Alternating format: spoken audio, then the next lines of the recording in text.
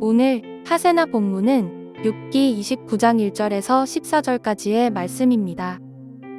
욥이 다시 비유를 써서 말을 하였다. 지나간 세월로 되돌아갈 수만 있으면, 하나님이 보호해 주시던 그 지나간 날로 되돌아갈 수 있으면 좋으련만. 그때에는 하나님이 그 등불로 내 머리 위를 비추어 주셨고, 빛으로 인도해 주시는 대로 내가 어둠 속을 활보하지 않았던가? 내가 그처럼 잘 살던 그 시절로 다시 돌아가서 살 수 있으면 좋으련만. 내 집에서 하나님과 친밀하게 사귀던 그 시절로 되돌아갈 수 있으면 좋으련만. 그때에는 전능하신 분께서 나와 함께 계시고 내 자녀들도 나와 함께 있었건만.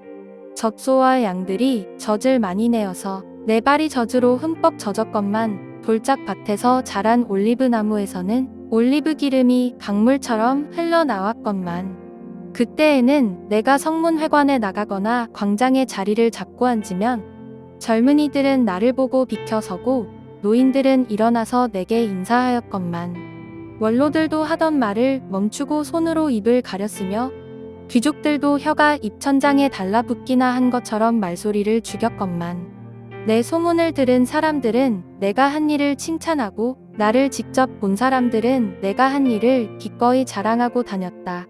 내게 도움을 청한 가난한 사람들을 내가 어떻게 구해주었는지, 의지할 데가 없는 고아를 내가 어떻게 잘 보살펴 주었는지를 자랑하고 다녔다. 비참하게 죽어가는 사람들도 내가 베푼 자선을 기억하고 나를 축복해 주었다. 과부들의 마음도 즐겁게 해 주었다. 나는 늘 정의를 실천하고 매사를 공평하게 처리하였다. 오늘도 주님의 평안이 함께 하시는 날이 되시기를 소망합니다. 이제 욥과 세 친구의 논쟁은 끝이 났습니다. 욥기 전체 구절을 보면 욥의 독백이 2번 등장합니다. 욥기 3장에서 욥이 초기 독백 후 세 친구들과의 논쟁이 시작됩니다. 그리고 오늘 29장부터 31장까지는 욥의 후기 독백이라 할 수 있습니다. 이 후기 독백 후엔 엘리후의 발언과 하나님의 계시로 욥기가 끝을 맺습니다. 그러므로 욥의 독백은 욥기 전체 구조를 이끌고 간다고 말할 수 있습니다. 오늘 본문에서는 욥은 어떤 독백을 하고 있습니까? 먼저는 세 친구와의 논쟁에 지쳐버린 욥은 과거 하나님이 베푸신 복 아래에서 자신이 의롭게 또 명예롭게 살던 시절을 회상합니다.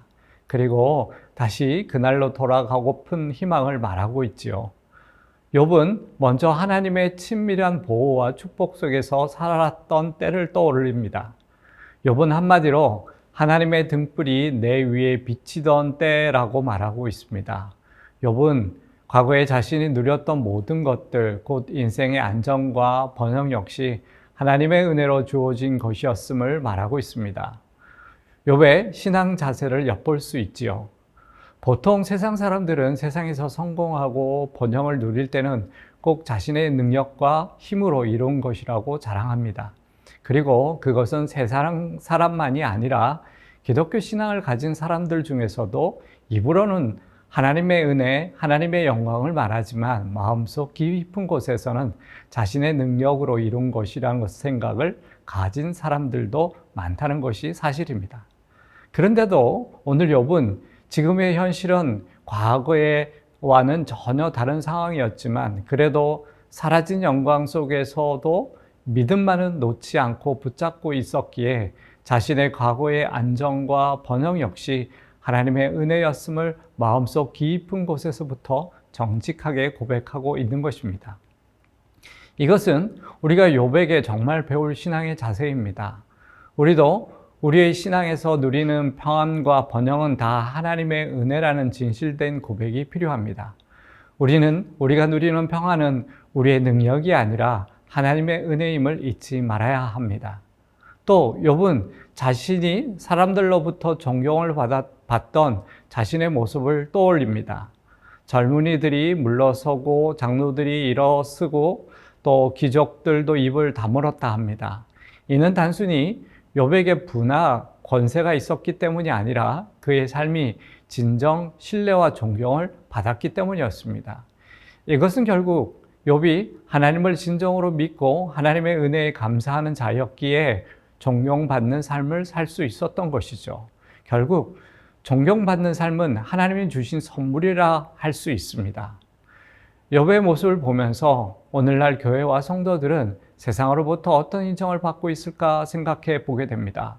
과거 어느 때보다 지금의 교회는 부와 권세를 가지고 있는 것 같습니다. 그리고 그 권력과 부를 놓치지 않으려고 애쓰는 것처럼 보여집니다. 하지만 진정한 존경은 권력과 재물이 아니라 정직과 성실, 그리고 진실한 삶에서 나오는 것임을 우리는 욥을 통해 다시 한번 생각해 보게 됩니다. 또 욥은 자신이 가난한 자, 고아 병든 자를 도와주며 살았다 고백합니다. 한마디로 하나님 앞에 의로운 자로서 힘써 살았음을 말하고 있지요. 결국 욥의 삶을 보아도 의로운 삶은 종교적 행위를 하는 사람이 아니라 누군가의 아픔을 함께 짊어지는 사랑의 삶인 것을 알 수 있습니다. 욥은 이처럼 자신의 과거를 회상하면서 그 영광은 사라졌지만 자신은 하나님 안에서 살았음을 회상하면서 하나님의 은혜를 그리워하고 있는 것입니다. 그 말인즉 욥은 여전히 자신이 붙잡아야 할 것은 믿음이라고 말하고 있는 것이죠.